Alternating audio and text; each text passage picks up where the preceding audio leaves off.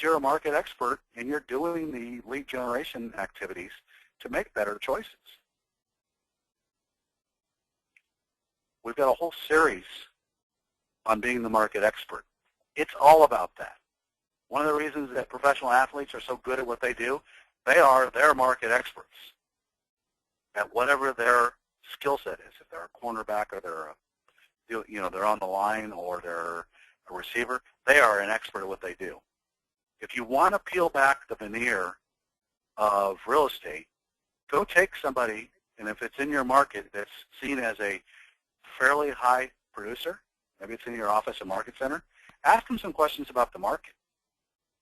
And when you get done chuckling to yourself about the lack of depth, right, they're going to think that they're an expert because of the number of transactions they do. No, you're going to be an expert because you do what we suggest.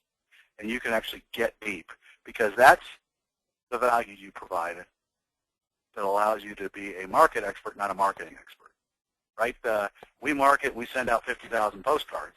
It's not a market expert. So the whole focus, and I've touched on this, I'll get to the next couple of bullets really quickly, it's not about being busy. You want to be productive, and you want to get a list of what you should not be doing and get it off your list. Some people have a difficult time with this. If you understand behavioral styles and you're in the DISC profile a driver, you have no problem not doing most of these things. Your challenge is going to be you want to do projects and you want to take on challenges. But for the rest of the behavioral styles, you will love this. And Stephanie knows this. You love to-do lists. You love all sorts of things. And your challenge is to get this stuff onto a not-do list and get the less sexy and exciting stuff in front of you that are the core activities. So, Stephanie, what are your thoughts on play the board game? I know you have here what your top 5 is.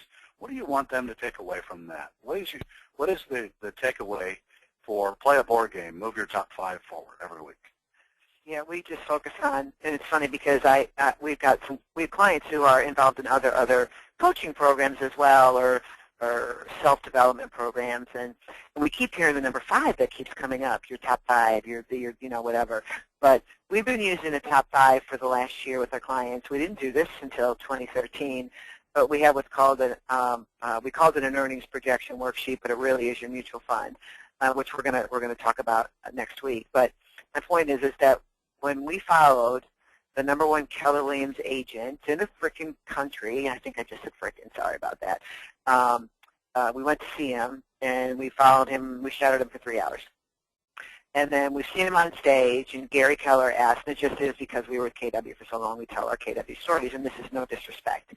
You know, let's say they had Ben Kinney on stage. It probably wasn't Ben, but it was the Ben Kinney of that time. Because they kind of come and go. And then, how many leads you got, Gary said, how many leads you got? And everybody's like, 100, 1,000, whatever. And this dude said, I got 5. And this is how Kevin and I ran our business. Kevin kept his next 5 that were coming, that he knew that if I was going to take that bet, I would bet on these 5 on the listing side. And he kept them in index cards in the suit jacket because guess what? He always wore a suit. Just saying.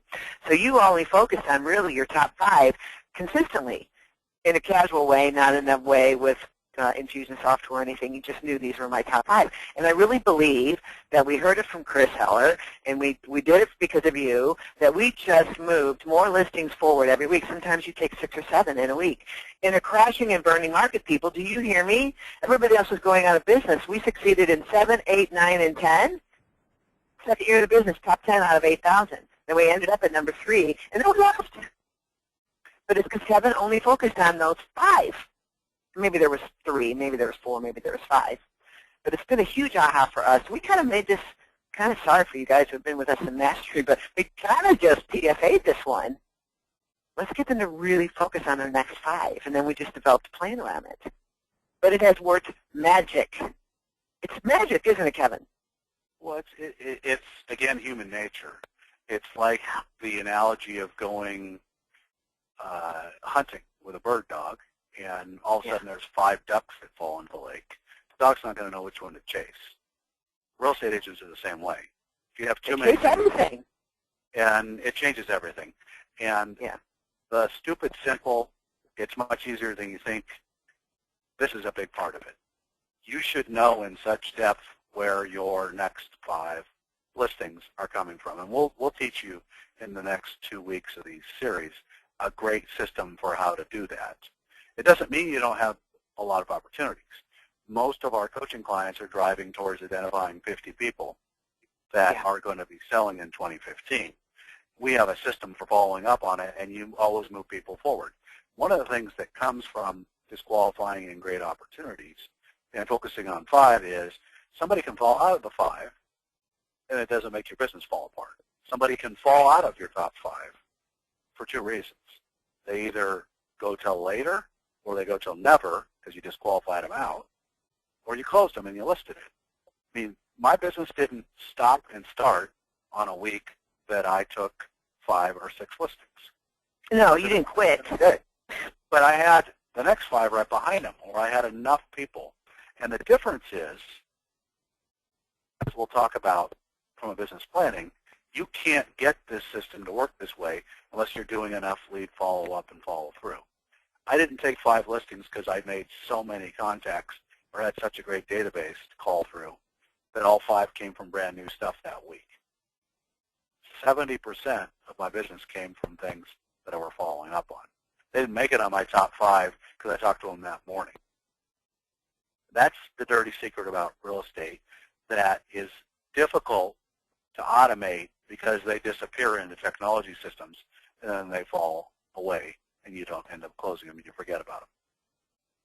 Long lists of things and action plans and automated systems are the enemy of having consistently successful business. So the board game is you moving forward with a consistent basis and being versatile in dealing with human beings is something we'll talk about from a behavioral style standpoint, in that we're unique humans.